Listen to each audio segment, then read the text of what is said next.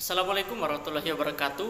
Kami dari kelompok 5 dengan beranggotakan saya Muhammad Farhan Ali dengan NIM 219901042. Yang kedua adalah Laras Kartika Sari dengan NIM 20031011038. Yang ketiga Dipi Vanessa Reviana Permatasari dengan NIM 20031011044. Dan yang keempat Eunika Gabriela Debeta Hapsari dengan NIM 20031011059.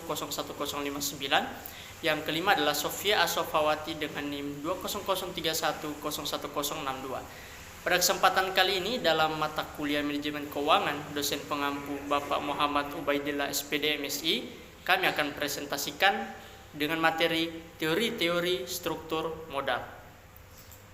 Yang pertama, kita akan membahas tentang struktur modal pada pasar modal sempurna dan tidak ada pajak.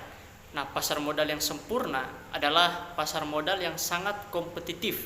Dalam pasar tersebut itu tidak dikenal dengan adanya biaya kebangkrutan, tidak ada biaya transaksi, tidak ada bunga dan simpanan dan pinjaman kepada semua pihak yang berlaku.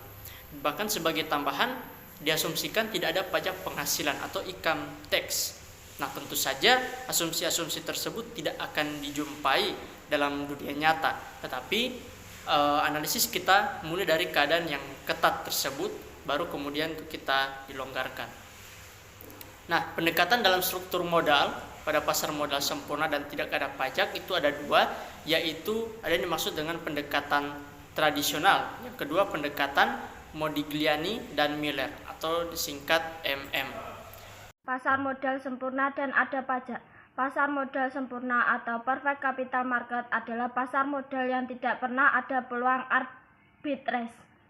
Dalam keadaan ada pajak, Modigliani dan Miller berpendapat bahwa keputusan pendanaan menjadi relevan.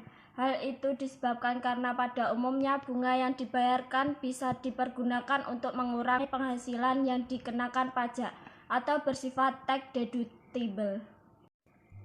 Balancing teori dan struktur modal yang optimal.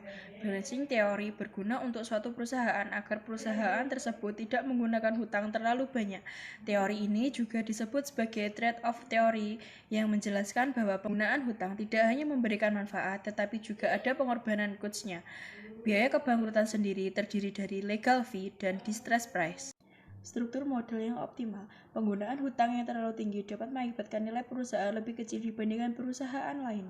Personal tax. Personal tax umumnya dikenal sebagai pajak penghasilan pribadi atau faktor pajak dari sisi pajak penghasilan yang ditanggung oleh perusahaan. Bagi pemodal, penghasil bersih yang mereka terima dari investasi merupakan pembayaran dan perusahaan dalam bentuk pembayaran dividen atau bunga obligasi dan hasil penjualan investasi yang telah dikurangi oleh pajak pribadi atau personal tax. Pecking order theory. Pecking order theory atau teori struktural modal menjelaskan bahwa pembiayaan dapat meningkat jika salah satu pihak dari suatu transaksi memiliki informasi lebih banyak atau lebih baik dibandingkan pihak lainnya. Pembiayaan tersebut berasal dari tiga sumber. Yang pertama yaitu dana internal, utang, dan ekuitas baru. Dengan dana internal terlebih dahulu serta diikuti dengan penerbitan utang baru dan penerbitan ekuitas baru.